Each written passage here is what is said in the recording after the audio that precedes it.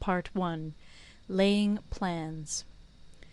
Sun Tzu said, "The art of war is of vital importance to the state.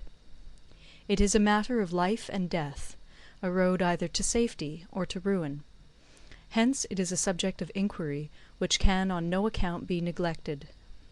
The art of war, then, is governed by 5 constant factors, to be taken into account in one's deliberations, when seeking to determine the conditions obtaining in the field. These are 1. The moral law, 2. Heaven, 3. Earth, 4. The commander, 5. Method and discipline. The moral law causes the people to be in complete accord with their ruler, so that they will follow him regardless of their lives, undismayed by any danger. Heaven signifies night and day, cold and heat, times and seasons. Earth comprises distances, great and small, danger and security, open ground and narrow passes, the chances of life and death. The commander stands for the virtues of wisdom, sincerity, benevolence, courage, and strictness. By method and discipline are to be understood the marshalling of the army in its proper subdivisions, the graduations of rank among the officers, the maintenance of roads by which supplies may reach the army, and the control of military expenditure. These 5 heads should be familiar to every general. He who knows them will be victorious. He who knows them not will fail. Therefore, in your deliberations, when seeking to determine the military conditions, let them be made the basis of a comparison in this wise. 1. Which of the 2 sovereigns is imbued with the moral law? 2. Which of the 2 generals has most ability? 3. With whom lie the advantages derived from heaven and earth? 4. On which side is discipline most rigorously enforced? 5. Which army is stronger? 6. On which side are officers and men more highly trained? 7. In which army is there the greater constancy both in reward and punishment? By means of these 7 considerations I can forecast victory or defeat. The general that hearkens to my counsel and acts upon it will conquer. Let such a one be retained in command. The general that hearkens not to my counsel nor acts upon it will suffer defeat. Let such a one be dismissed. While heeding the profit of my counsel, avail yourself also of any helpful circumstances over and beyond the ordinary rules. According as circumstances are favourable, one should modify one's plans. All warfare is based on deception. Hence, when able to attack, we must seem unable. When using our forces, we must seem inactive. When we are near, we must make the enemy believe we are far away. When far away, we must make him believe we are near. Hold out baits to entice the enemy. Feign disorder and crush him. If he is secure at all points, be prepared for him. If he is in superior strength, evade him. If your opponent is of choleric temper, seek to irritate him. Pretend to be weak, that he may grow arrogant. If he is taking his ease, give him no rest. If his forces are united, separate them. Attack him where he is unprepared. Appear where you are not expected. These military devices, leading to victory, must not be divulged beforehand. Now the general who wins a battle makes many calculations in his temple ere the battle is fought. The general who loses a battle makes but few calculations beforehand. Thus do many calculations lead to victory, and few calculations to defeat. How much more no calculation at all? It is by attention to this point that I can foresee who is likely to win or lose. End of Part 1. Part 2. Waging War. Sun Tzu said, "In the operations of war, where there are in the field 1,000 swift chariots, as many heavy chariots, and 100,000 mail-clad soldiers, with provisions enough to carry them 1,000 li, the expenditure at home and at the front, including entertainment of guests, small items such as glue and paint, and sums spent on chariots and armour, will reach the total of 1,000 ounces of silver per day. Such is the cost of raising an army of 100,000 men. When you engage in actual fighting, if victory is long in coming, then men's weapons will grow dull and their ardour will be damped. If you lay siege to a town, you will exhaust your strength. Again, if the campaign is protracted, the resources of the state will not be equal to the strain. Now, when your weapons are dulled, your ardour damped, your strength exhausted, and your treasure spent, other chieftains will spring up to take advantage of your extremity. Then no man, however wise, will be able to avert the consequences that must ensue. Thus, though we have heard of stupid haste in war, cleverness has never been seen associated with long delays. There is no instance of a country having benefited from prolonged warfare. It is only one who is thoroughly acquainted with the evils of war that can thoroughly understand the profitable way of carrying it on. The skilful soldier does not raise a second levy. Neither are his supply wagons loaded more than twice. Bring war material with you from home, but forage on the enemy. Thus the army will have food enough for its needs. Poverty of the state exchequer causes an army to be maintained by contributions from a distance. Contributing to maintain an army at a distance causes the people to be impoverished. On the other hand, the proximity of an army causes prices to go up, and high prices cause the people's substance to be drained away. When their substance is drained away, the peasantry will be afflicted by heavy exactions.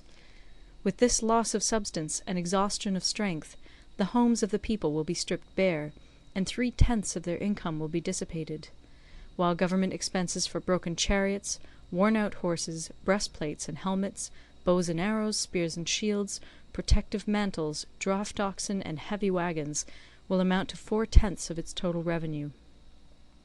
Hence a wise general makes a point of foraging on the enemy.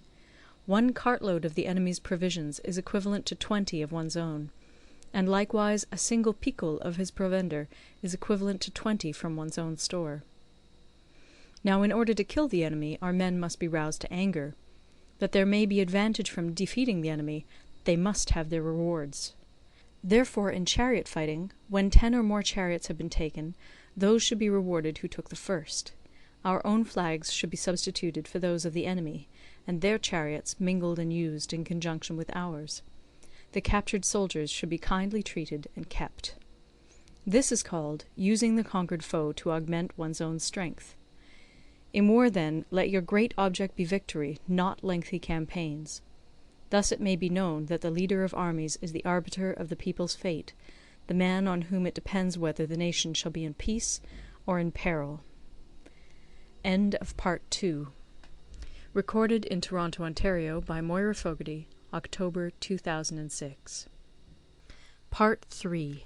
Attack by Stratagem.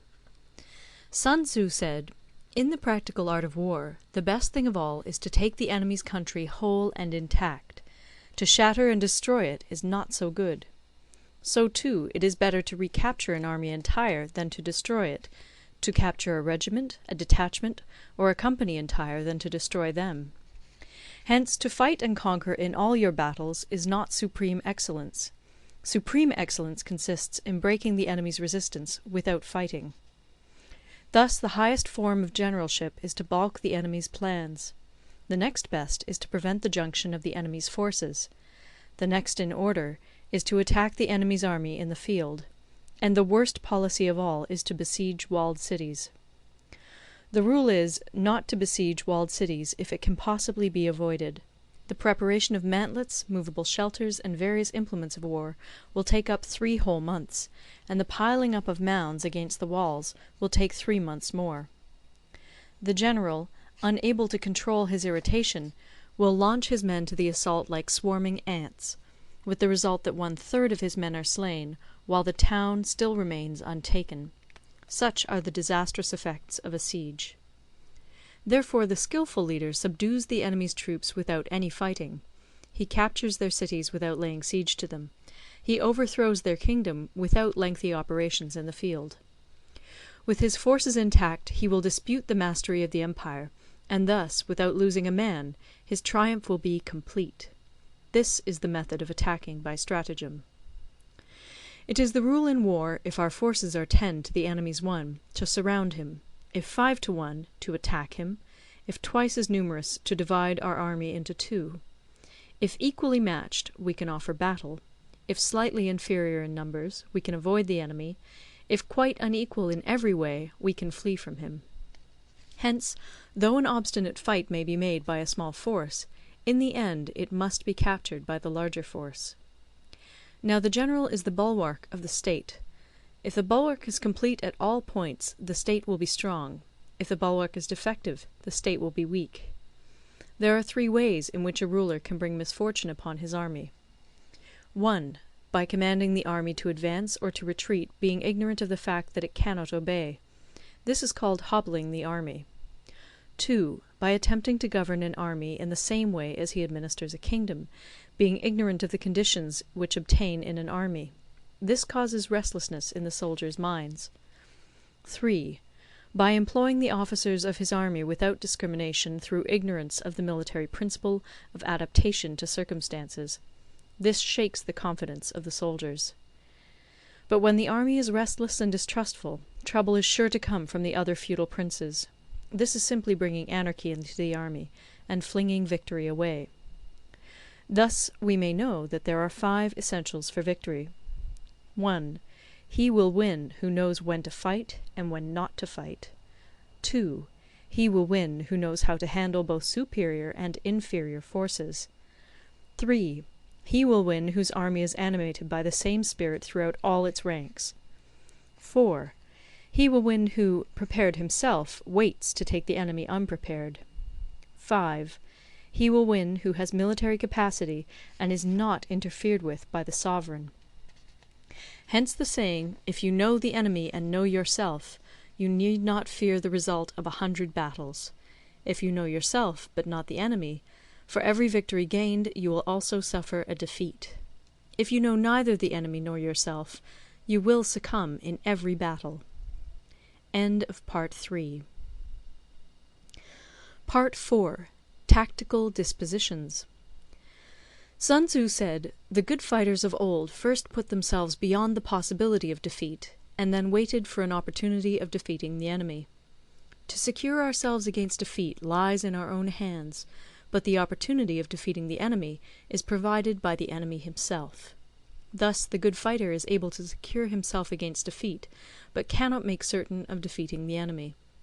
Hence the saying, one may know how to conquer without being able to do it." Security against defeat implies defensive tactics. Ability to defeat the enemy means taking the offensive. Standing on the defensive indicates insufficient strength. Attacking, a superabundance of strength. The general who is skilled in defence hides in the most secret recesses of the earth. He who is skilled in attack flashes forth from the topmost heights of heaven. Thus, on the one hand, we have ability to protect ourselves, on the other, a victory that is complete. To see victory only when it is within the ken of the common herd is not the acme of excellence. Neither is it the acme of excellence if you fight and conquer, and the whole empire says, "Well done!" To lift an autumn hair is no sign of great strength. To see the sun and moon is no sign of sharp sight. To hear the noise of thunder is no sign of a quick ear. What the ancients called a clever fighter is one who not only wins, but excels in winning with ease. Hence his victories bring him neither reputation for wisdom nor credit for courage. He wins his battles by making no mistakes. Making no mistakes is what establishes the certainty of victory, for it means conquering an enemy that is already defeated. Hence the skilful fighter puts himself into a position which makes defeat impossible, and does not miss the moment for defeating the enemy. Thus it is that in war the victorious strategist only seeks battle after the victory has been won, whereas he who is destined to defeat first fights and afterwards looks for victory. The consummate leader cultivates the moral law and strictly adheres to method and discipline. Thus it is in his power to control success. In respect of military method we have, firstly, measurement; secondly, estimation of quantity; thirdly, calculation; fourthly, balancing of chances; fifthly, victory. Measurement owes its existence to earth; estimation of quantity to measurement; calculation to estimation of quantity; balancing of chances to calculation; and victory to balancing of chances. A victorious army opposed to a routed one is as a pound's weight placed in the scale against a single grain. The onrush of a conquering force is like the bursting of pent-up waters into a chasm 1,000 fathoms deep. End of Part 4. Recorded in Toronto, Ontario by Moira Fogarty, October 2006. Part 5. Energy. Sun Tzu said, "The control of a large force is the same principle as the control of a few men. It is merely a question of dividing up their numbers." Fighting with a large army under your command is nowise different from fighting with a small one. It is merely a question of instituting signs and signals. To ensure that your whole host may withstand the brunt of the enemy's attack and remain unshaken, this is effected by manoeuvres direct and indirect. That the impact of your army may be like a grindstone dashed against an egg, this is effected by the science of weak points and strong. In all fighting, the direct method may be used for joining battle, but indirect methods will be needed in order to secure victory. Indirect tactics, efficiently applied, are inexhaustible as heaven and earth, unending as the flow of rivers and streams. Like the sun and moon, they end but to begin anew. Like the 4 seasons, they pass away to return once more. There are not more than 5 musical notes, yet the combinations of these 5 give rise to more melodies than can ever be heard. There are not more than 5 primary colours, blue, yellow, red, white, and black, yet in combination they produce more hues than can ever be seen. There are not more than 5 cardinal tastes, sour, acrid, salt, sweet, bitter, yet combinations of them yield more flavours than can ever be tasted. In battle there are not more than 2 methods of attack, the direct and the indirect, yet these 2 in combination give rise to an endless series of manoeuvres. The direct and the indirect lead on to each other in turn. It is like moving in a circle, you never come to an end. Who can exhaust the possibilities of their combination? The onset of troops is like the rush of a torrent which will even roll stones along in its course. The quality of decision is like the well-timed swoop of a falcon, which enables it to strike and destroy its victim. Therefore, the good fighter will be terrible in his onset, and prompt in his decision. Energy may be likened to the bending of a crossbow, decision to the releasing of a trigger. Amid the turmoil and tumult of battle, there may be seeming disorder, and yet no real disorder at all. Amid confusion and chaos, your array may be without head or tail, yet it will be proof against defeat. Simulated disorder postulates perfect discipline. Simulated fear postulates courage. Simulated weakness postulates strength. Hiding order beneath the cloak of disorder is simply a question of subdivision. Concealing courage under the show of timidity presupposes a fund of latent energy. Masking strength with weakness is to be effected by tactical dispositions. Thus, one who is skilful at keeping the enemy on the move maintains deceitful appearances, according to which the enemy will act. He sacrifices something that the enemy may snatch at it. By holding out baits, he keeps him on the march. Then, with a body of picked men, he lies in wait for him. The clever combatant looks to the effect of combined energy, and does not require too much from individuals. Hence his ability to pick out the right men and utilize combined energy. When he utilizes combined energy, his fighting men become as it were like unto rolling logs or stones, for it is the nature of a log or stone to remain motionless on level ground, and to move when on a slope. If four-cornered, to come to a standstill, but if round-shaped, to go rolling down. Thus the energy developed by good fighting men is as the momentum of a round stone rolled down a mountain thousands of feet in height. So much on the subject of energy. End of Part 5. Part 6. Weak Points and Strong. Sun Tzu said, "Whoever is first in the field and awaits the coming of the enemy will be fresh for the fight. Whoever is second in the field and has to hasten to battle will arrive exhausted." Therefore, the clever combatant imposes his will on the enemy, but does not allow the enemy's will to be imposed on him. By holding out advantages to him, he can cause the enemy to approach of his own accord, or, by inflicting damage, he can make it impossible for the enemy to draw near. If the enemy is taking his ease, he can harass him. If well supplied with food, he can starve him out.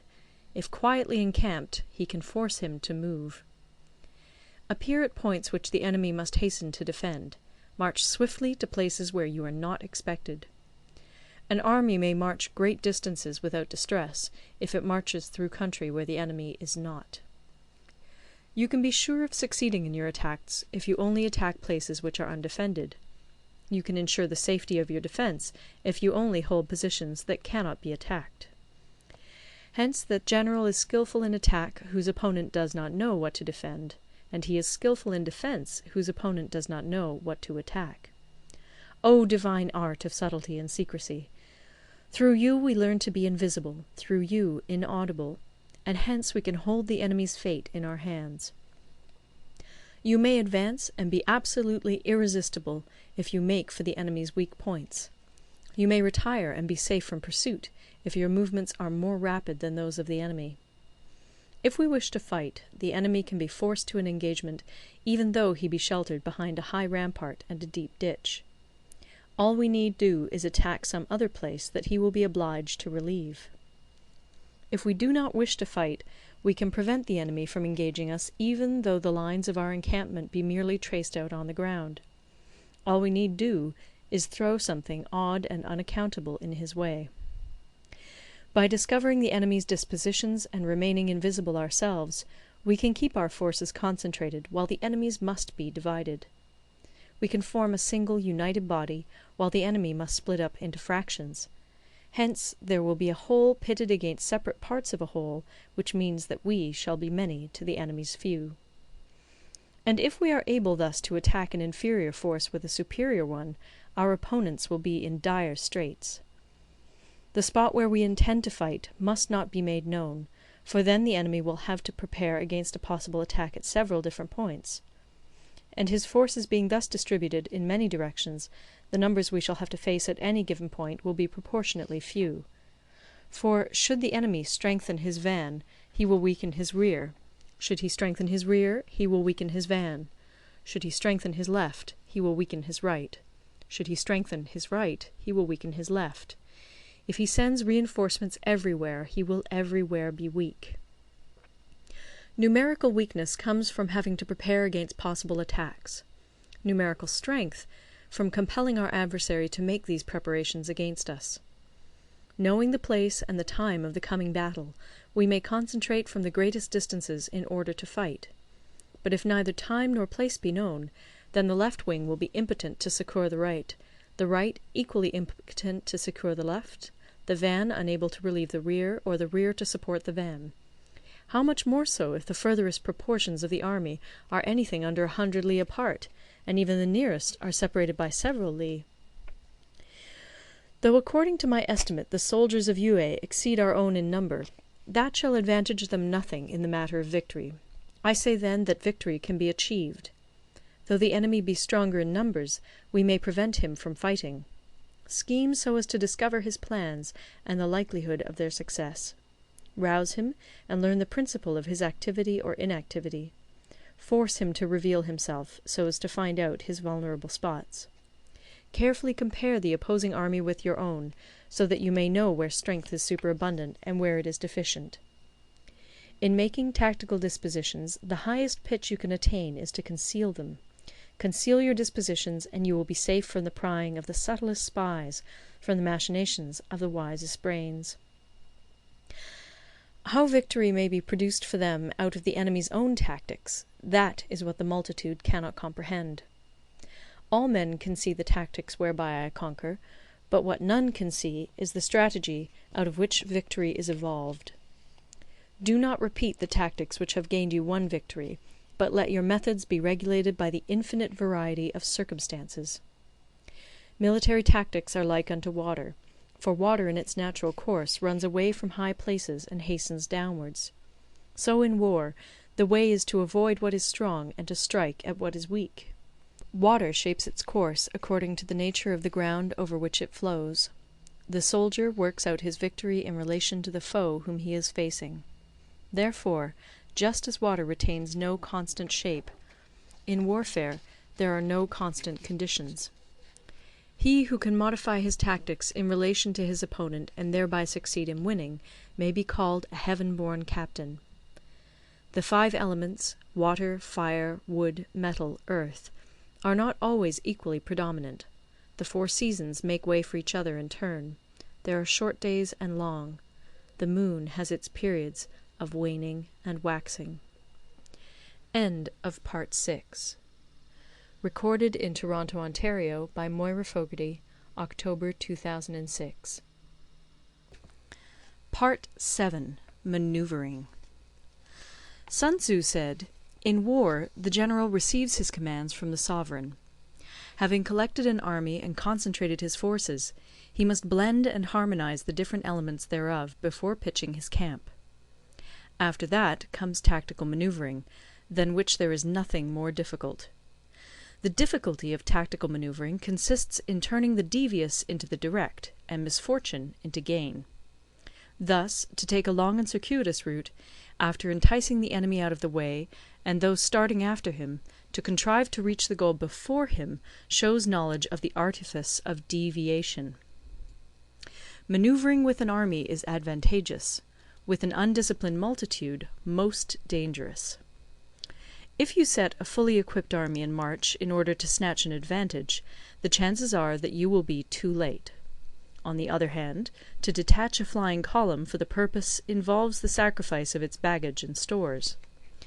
Thus, if you order your men to roll up their buff coats and make forced marches without halting day or night, covering double the usual distance at a stretch, doing 100 li in order to wrest an advantage, the leaders of all your 3 divisions will fall into the hands of the enemy. The stronger men will be in front, the jaded ones will fall behind, and on this plan only 1/10 of your army will reach its destination. If you march 50 li in order to outmaneuver the enemy, you will lose the leader of your first division, and only half your force will reach the goal. If you march 30 li with the same object, 2/3 of your army will arrive. We may take it then that an army without its baggage train is lost; without provisions, it is lost; without bases of supply, it is lost. We cannot enter into alliances until we are acquainted with the designs of our neighbours. We are not fit to lead an army on the march unless we are familiar with the face of the country, its mountains and forests, its pitfalls and precipices, its marshes and swamps. We shall be unable to turn natural advantage to account unless we make use of local guides. In war, practice dissimulation and you will succeed. Whether to concentrate or to divide your troops must be decided by circumstances. Let your rapidity be that of the wind, your compactness that of the forest. In raiding and plundering be like fire, in immovability like a mountain. Let your plans be dark, and impenetrable as night, and when you move, fall like a thunderbolt. When you plunder a countryside, let the spoil be divided amongst your men. When you capture new territory, cut it up into allotments for the benefit of the soldiery. Ponder and deliberate before you make a move. He will conquer who has learnt the artifice of deviation. Such is the art of manoeuvring. The Book of Army Management says, "On the field of battle the spoken word does not carry far enough. Hence the institution of gongs and drums. Nor can ordinary objects be seen clearly enough. Hence the institution of banners and flags. Gongs and drums, banners and flags, are means whereby the ears and eyes of the host may be focused on one particular point. The host thus forming a single united body, it is impossible either for the brave to advance alone, or for the cowardly to retreat alone. This is the art of handling large masses of men. In night fighting, then, make much use of signal fires and drums, and in fighting by day, of flags and banners, as a means of influencing the ears and eyes of your army. A whole army may be robbed of its spirit. A commander-in-chief may be robbed of his presence of mind. Now, a soldier's spirit is keenest in the morning; by noonday it has begun to flag, and in the evening his mind is bent only on returning to camp. A clever general, therefore, avoids an army when its spirit is keen, but attacks it when it is sluggish and inclined to return. This is the art of studying moods. disciplined and calm, to await the appearance of disorder and hubbub amongst the enemy. This is the art of retaining self-possession. To be near the goal while the enemy is still far from it, to wait at ease while the enemy is toiling and struggling, to be well fed while the enemy is famished, this is the art of husbanding one's strength. To refrain from intercepting an enemy whose banners are in perfect order, to refrain from attacking an army drawn up in calm and confident array, this is the art of studying circumstances. It is a military axiom not to advance uphill against the enemy, nor to oppose him when he comes downhill. Do not pursue an enemy who simulates flight. Do not attack soldiers whose temper is keen. Do not swallow bait offered by the enemy. Do not interfere with an army that is returning home. When you surround an army, leave an outlet free. Do not press a desperate foe too hard. Such is the art of warfare. End of Part 7. Part 8. Variation in Tactics.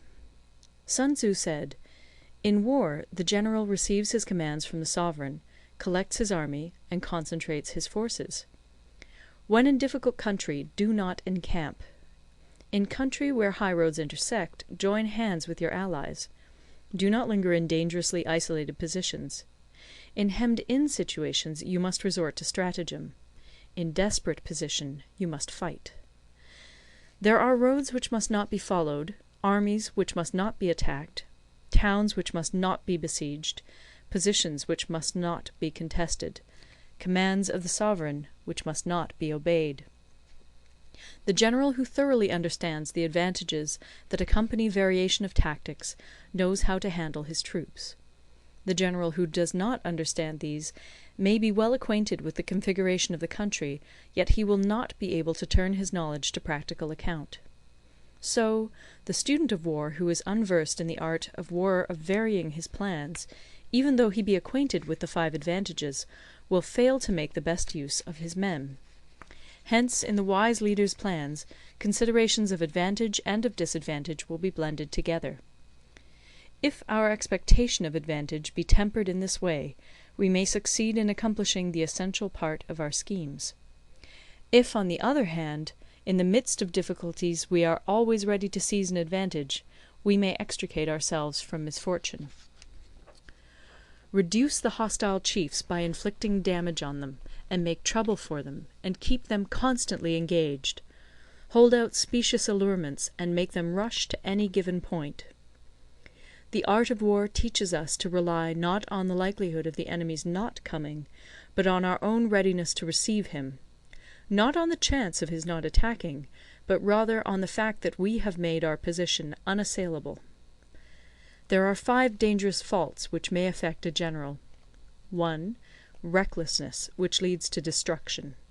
2. Cowardice, which leads to capture. 3. A hasty temper, which can be provoked by insults. 4. A delicacy of honour, which is sensitive to shame.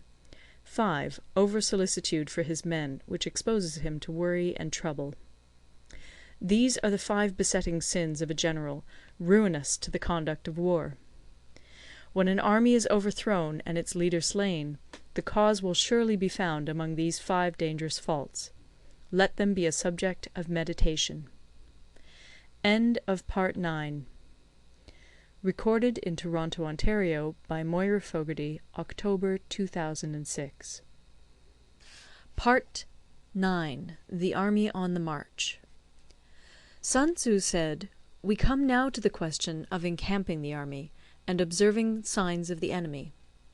Pass quickly over mountains, and keep in the neighbourhood of valleys. Camp in high places, facing the sun. Do not climb heights in order to fight." So much for mountain warfare. After crossing a river, you should get far away from it. When an invading force crosses a river in its onward march, do not advance to meet it in midstream. It will be best to let half the army get across, and then deliver your attack. If you are anxious to fight, you should not go to meet the invader near a river which he has to cross.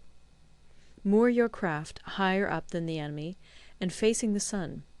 Do not move upstream to meet the enemy. So much for river warfare. In crossing salt marshes, your sole concern should be to get over them quickly, without any delay. If forced to fight in a salt marsh, you should have water and grass near you, and get your back to a clump of trees. So much for operations in salt marshes.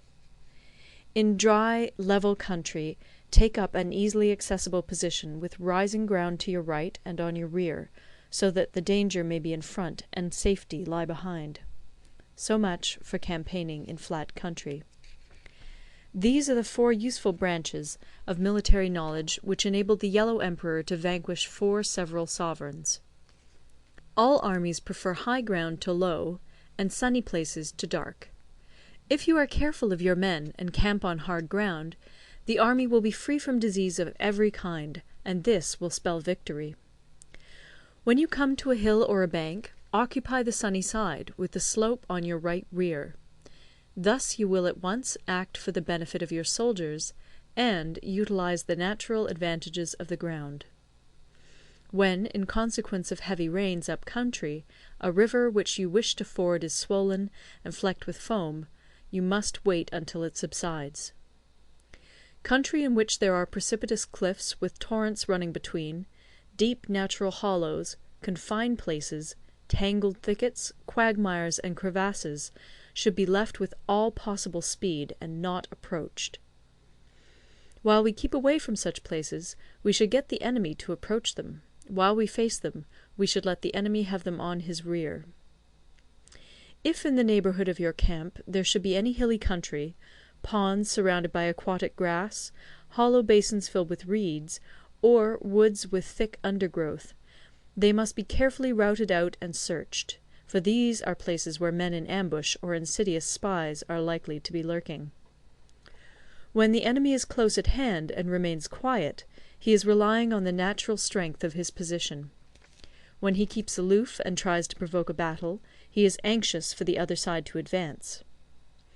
If his place of encampment is easy of access, he is tendering a bait. Movement amongst the trees of a forest shows that the enemy is advancing. The appearance of a number of screens in the midst of thick grass means that the enemy wants to make us suspicious.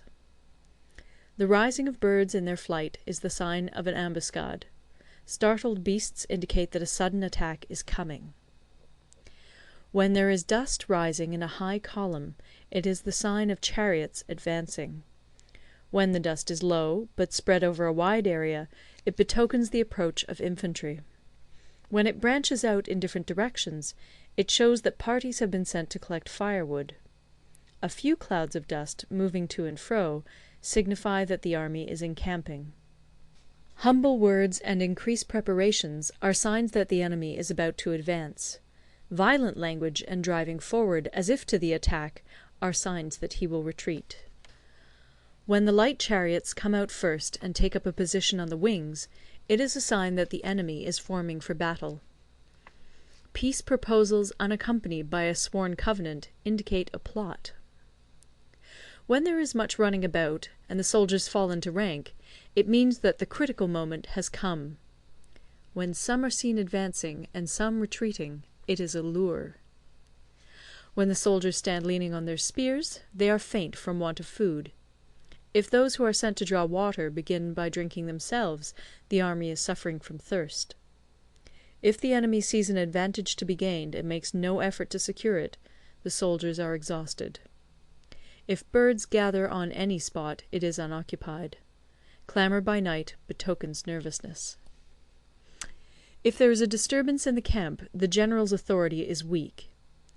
If the banners and flags are shifted about, sedition is afoot. If the officers are angry, it means that the men are weary. When an army feeds its horses with grain and kills its cattle for food, and when the men do not hang their cooking pots over the campfires, showing that they will not return to their tents, you may know that they are determined to fight to the death. The sight of men whispering together in small knots, or speaking in subdued tones, points to disaffection amongst the rank and file. Too frequent rewards signify that the enemy is at the end of his resources. Too many punishments betray a condition of dire distress. To begin by bluster, but afterwards to take fright at the enemy's numbers, shows a supreme lack of intelligence.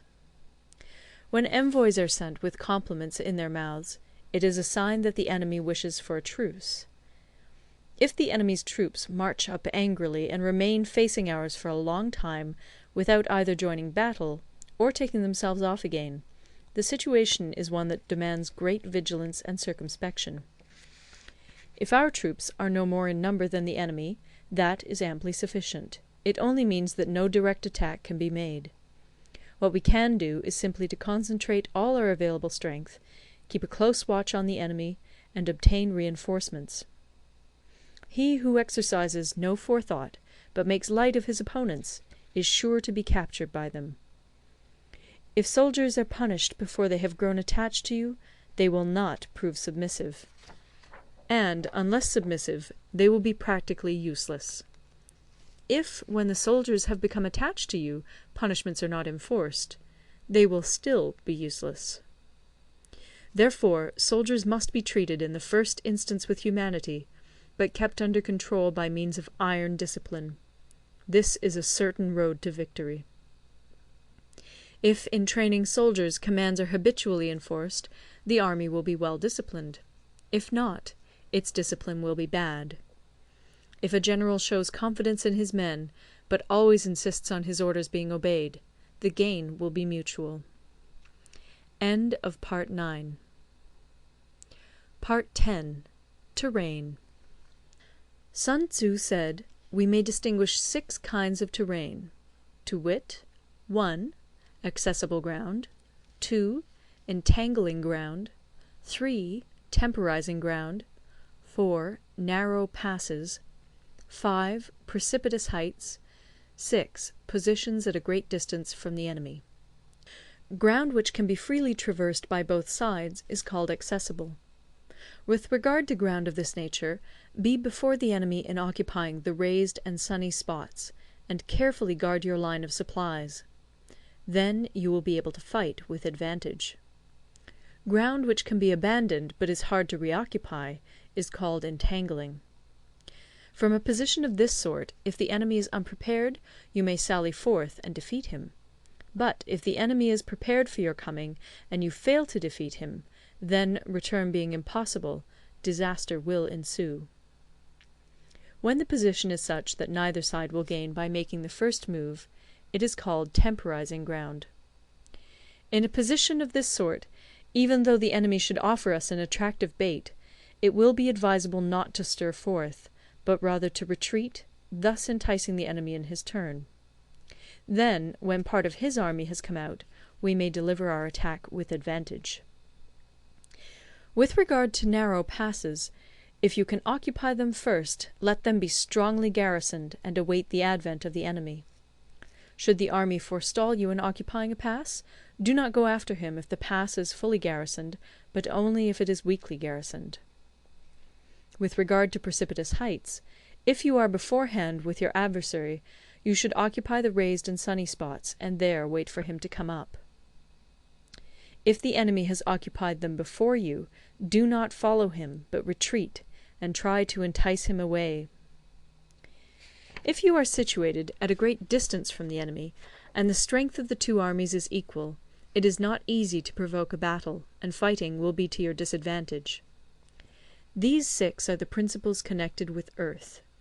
The general who's attained a responsible post must be careful to study them. Now, an army is exposed to 6 several calamities, not arising from natural causes, but from faults for which the general is responsible. These are 1. Flight, 2. Insubordination, 3. Collapse, 4. Ruin, 5. Disorganization, 6. Rout. Other conditions being equal, if one force is hurled against another 10 times its size, the result will be the flight of the former.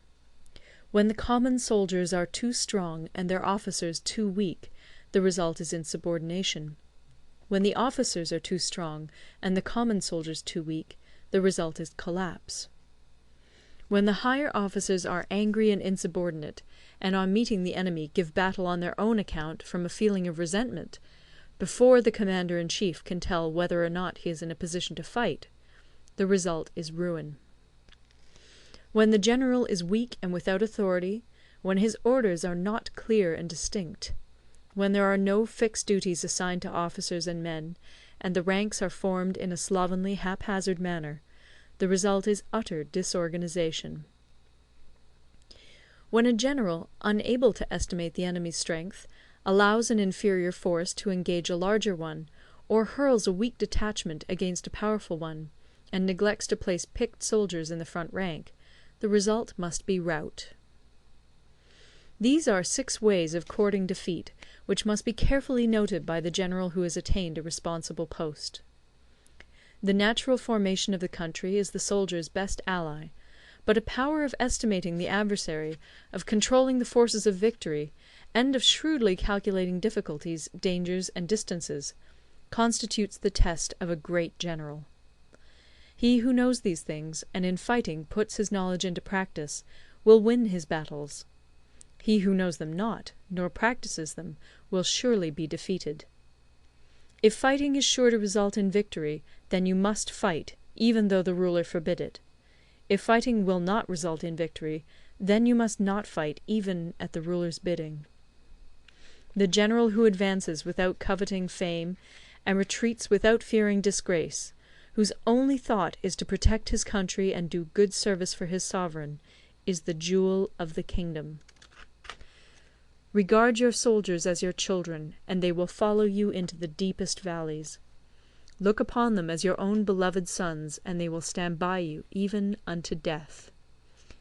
If, however, you are indulgent, but unable to make your authority felt, kind-hearted, but unable to enforce your commands, and incapable, moreover, of quelling disorder, then your soldiers must be likened to spoilt children.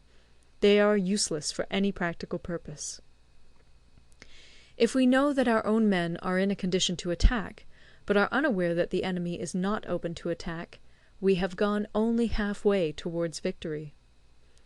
If we know that the enemy is open to attack, but are unaware that our own men are not in a condition to attack, we have gone only half-way towards victory. If we know that the enemy is open to attack, and also know that our men are in a condition to attack, but are unaware that the nature of the ground makes fighting impracticable, we have still only gone half-way towards victory. Hence the experienced soldier, once in motion, is never bewildered. Once he has broken camp, he is never at a loss. Hence the saying, "If you know the enemy and know yourself, your victory will not stand in doubt. If you know heaven and know earth, you may make your victory complete." End of Part 10. Recorded in Toronto, Ontario by Moira Fogarty, October 2006. Part 11. The 9 Situations. Sun Tzu said, "The art of war recognizes 9 varieties of ground. 1. Dispersive ground. 2. Facile ground. 3. Contentious ground. 4. Open ground. 5. Ground of intersecting highways. 6. Serious ground. 7. Difficult ground. 8. Hemmed-in ground. 9. Desperate ground. When a chieftain is fighting in his own territory, it is dispersive ground. When he has penetrated into hostile territory, but to no great distance, it is facile ground. Ground the possession of which imports great advantage to either side is contentious ground. Ground on which each side has liberty of movement is open ground. Ground which forms the key to 3 contiguous states, so that he who occupies it first has most of the empire at his command, is a ground of intersecting highways. When an army has penetrated into the heart of a hostile country, leaving a number of fortified cities in its rear, it is serious ground. Mountain forests, rugged steeps, marshes, and fens, all country that is hard to traverse, this is difficult ground. ground which is reached through narrow gorges, and from which we can only retire by tortuous paths, so that a small number of the enemy would suffice to crush a large body of our men, this is hemmed-in ground. Ground on which we can only be saved from destruction by fighting without delay is desperate ground. On dispersive ground, therefore, fight not. On facile ground, halt not. On contentious ground, attack not.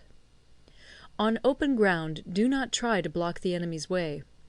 On the ground of intersecting highways, join hands with your allies. On serious ground, gather in plunder. In difficult ground, keep steadily on the march. On hemmed-in ground, resort to stratagem. On desperate ground, fight. Those who were called skilful leaders of old knew how to drive a wedge between the enemy's front and rear, to prevent cooperation between his large and small divisions, to hinder the good troops from rescuing the bad, the officers from rallying their men. When the enemy's men were united, they managed to keep them in disorder. When it was to their advantage, they made a forward move. When otherwise, they stopped still. If asked how to cope with a great host of the enemy in orderly array, and on the point of marching to the attack, I should say, begin by seizing something which your opponent holds dear. Then he will be amenable to your will. Rapidity is the essence of war. Take advantage of the enemy's unreadiness. Make your way by unexpected routes, and attack unguarded spots. The following are the principles to be observed by an invading force. The further you penetrate into a country, the greater will be the solidarity of your troops, and thus the defenders will not prevail against you. Make forays in fertile country in order to supply your army with food. Carefully study the well-being of your men, and do not overtax them. Concentrate your energy and hoard your strength. Keep your army continually on the move, and devise unfathomable plans. Throw your soldiers into positions whence there is no escape, and they will prefer death to flight.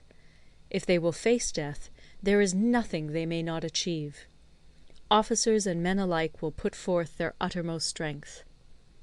Soldiers, when in desperate straits, lose the sense of fear. If there is no place of refuge, they will stand firm. If they are in hostile country, they will show a stubborn front.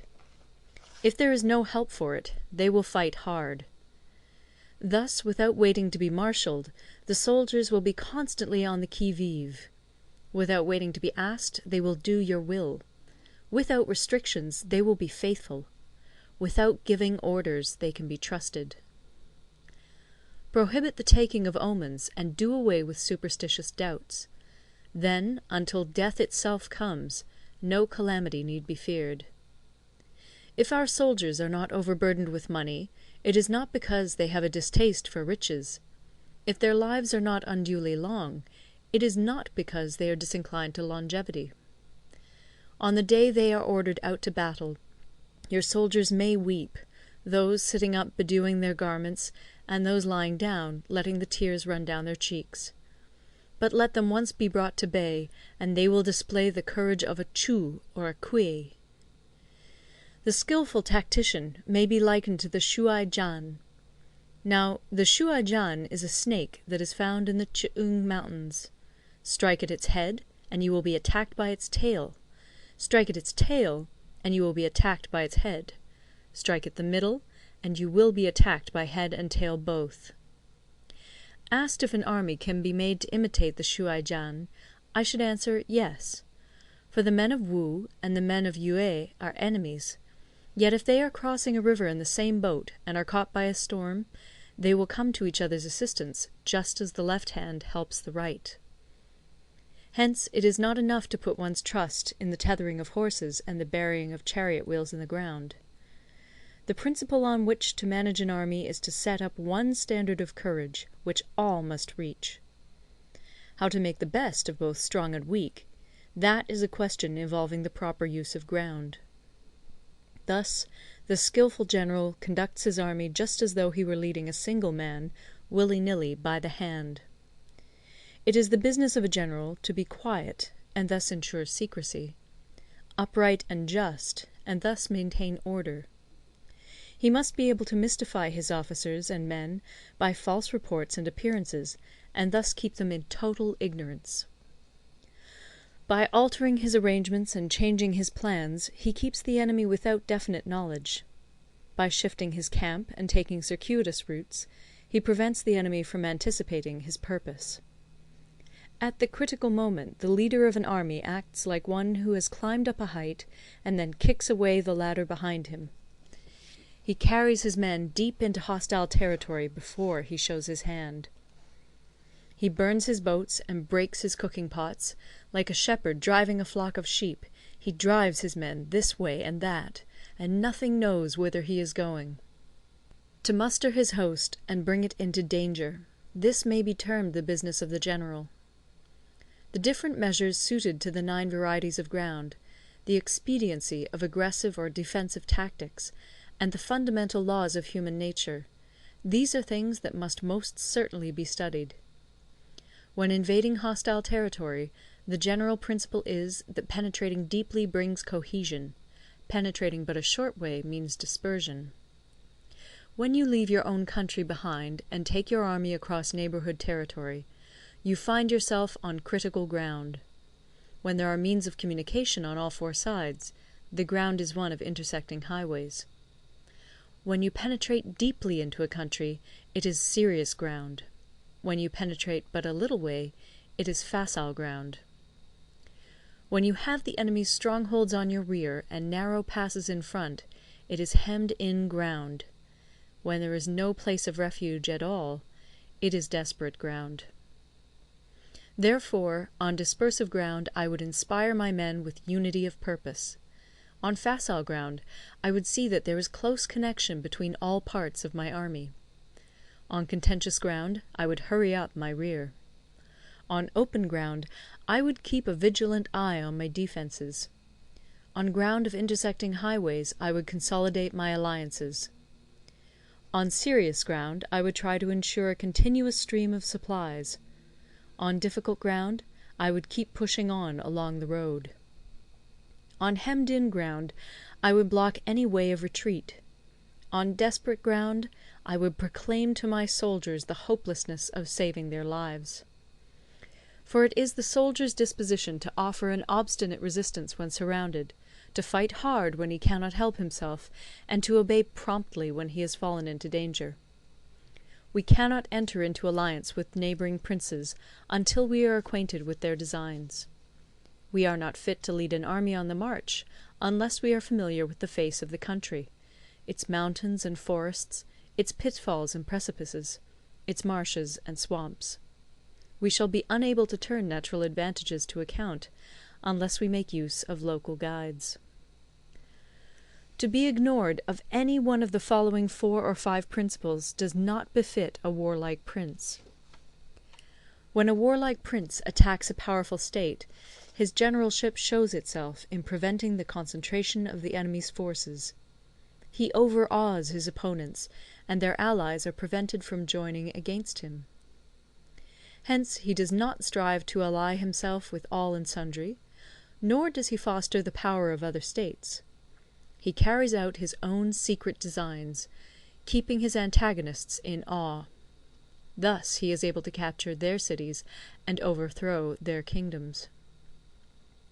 Bestow rewards without regard to rule, issue orders without regard to previous arrangements, and you will be able to handle a whole army as though you had to do with but a single man. Confront your soldiers with the deed itself. Never let them know your design. When the outlook is bright, bring it before their eyes, but tell them nothing when the situation is gloomy. Place your army in deadly peril, and it will survive. Plunge it into desperate straits, and it will come off in safety. For it is precisely when a force has fallen into harm's way that it is capable of striking a blow for victory. Success in warfare is gained by carefully accommodating ourselves to the enemy's purpose. By persistently hanging on the enemy's flank, we shall succeed in the long run in killing the commander-in-chief. This is called ability to accomplish a thing by sheer cunning. On the day that you take up your command, block the frontier passes, destroy the official tallies, and stop the passage of all emissaries. Be stern in the council chamber, so that you may control the situation. If the enemy leaves the door open, you must rush in. Forestall your opponent by seizing what he holds dear, and subtly contrive to time his arrival on the ground. Walk in the path defined by rule, and accommodate yourself to the enemy until you can fight a decisive battle. At first, then, exhibit the coyness of a maiden, until the enemy gives you an opening. Afterwards emulate the rapidity of a running hare, and it will be too late for the enemy to oppose you. End of Part 11. Recorded in Toronto, Ontario, by Moira Fogarty, October 2006. Part 12. The Attack by Fire. Sun Tzu said, "There are 5 ways of attacking with fire. The first is to burn soldiers in their camp. The second is to burn stores. The third is to burn baggage trains. The fourth is to burn arsenals and magazines. The fifth is to hurl dropping fire amongst the enemy." In order to carry out an attack, we must have means available. The material for raising fire should always be kept in readiness. There is a proper season for making attacks with fire, and special days for starting a conflagration. The proper season is when the weather is very dry. The special days are those when the moon is in the constellations of the Sieve, the Wall, the Wing, or the Crossbar, for these 4 are all days of rising wind. In attacking with fire, one should be prepared to meet 5 possible developments. 1. When fire breaks out inside to enemy's camp, respond at once with an attack from without. 2. If there is an outbreak of fire, but the enemy's soldiers remain quiet, bide your time and do not attack. 3. When the force of the flames has reached its height, follow it up with an attack, if that is practicable. If not, stay where you are. 4. If it is possible to make an assault with fire from without, do not wait for it to break out within, but deliver your attack at a favourable moment. 5. When you start a fire, be to windward of it. Do not attack from the leeward. A wind that rises in the daytime lasts long, but a night breeze soon falls. In every army, the 5 developments connected with fire must be known, the movements of the stars calculated, and a watch kept for the proper days. Hence, those who use fire as an aid to the attack show intelligence. Those who use water as an aid to the attack gain an accession of strength. By means of water, an enemy may be intercepted, but not robbed of all his belongings.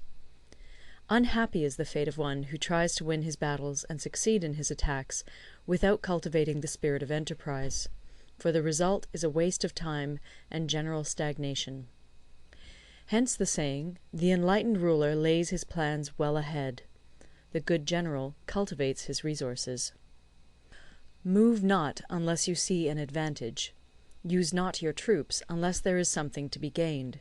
Fight not unless the position is critical. No ruler should put troops into the field merely to gratify his own spleen. No general should fight a battle simply out of pique. If it is to your advantage, make a forward move. If not, stay where you are.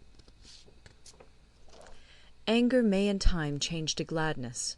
Vexation may be succeeded by content.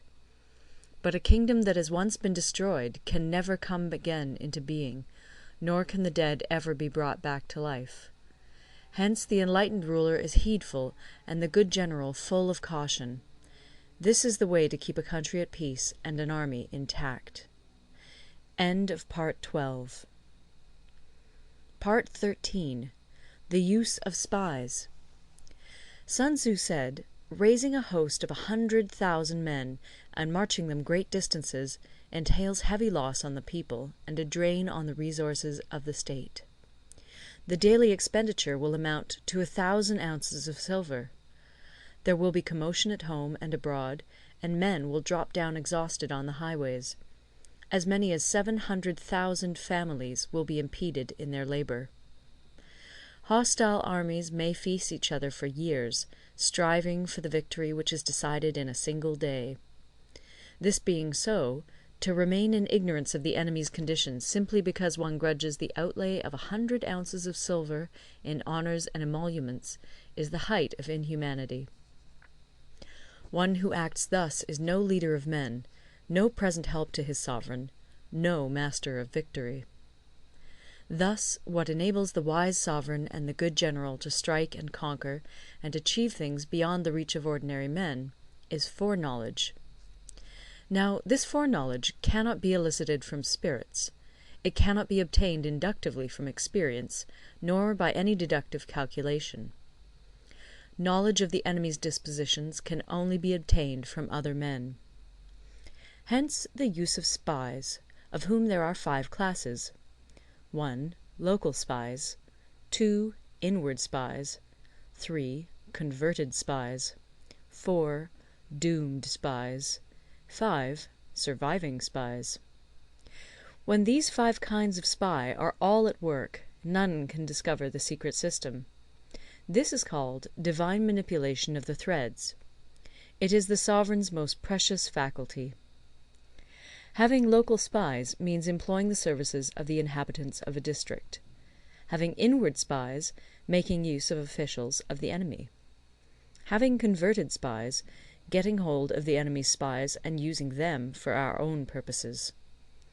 Having doomed spies, doing certain things openly for purposes of deception, and allowing our spies to know of them and report them to the enemy. Surviving spies, finally, are those who bring back news from the enemy's camp. Hence it is that none in the whole army are more intimate relations to be maintained than with spies. None should be more liberally rewarded. In no other business should greater secrecy be preserved. Spies cannot be usefully employed without a certain intuitive sagacity. They cannot be properly managed without benevolence and straightforwardness. Without subtle ingenuity of mind, one cannot make certain of the truth of their reports.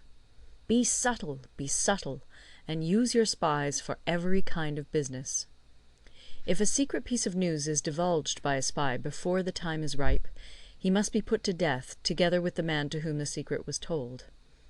Whether the object be to crush an army, to storm a city, or to assassinate an individual, it is always necessary to begin by finding out the names of the attendants, the aides-de-camp, and doorkeepers and sentries of the general in command. Our spies must be commissioned to ascertain these.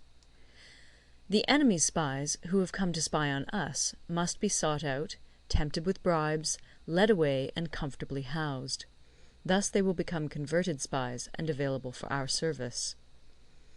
It is through the information brought by the converted spy that we are able to acquire and employ local and inward spies. It is owing to this information again that we can cause the doomed spy to carry false tidings to the enemy. Lastly, it is by this information that the surviving spy can be used on appointed occasions. The end and aim of spying in all its 5 varieties is knowledge of the enemy, and this knowledge can only be derived in the first instance from the converted spy. Hence it is essential that the converted spy be treated with the utmost liberality. Of old, the rise of the Yin dynasty was due to Yi Qi, who had served under the Xia. Likewise, the rise of the Chu dynasty was due to Liu Ya, who had served under the Yin. Hence it is only the enlightened ruler and the wise general who will use the highest intelligence of the army for purposes of spying, and thereby they achieve great results.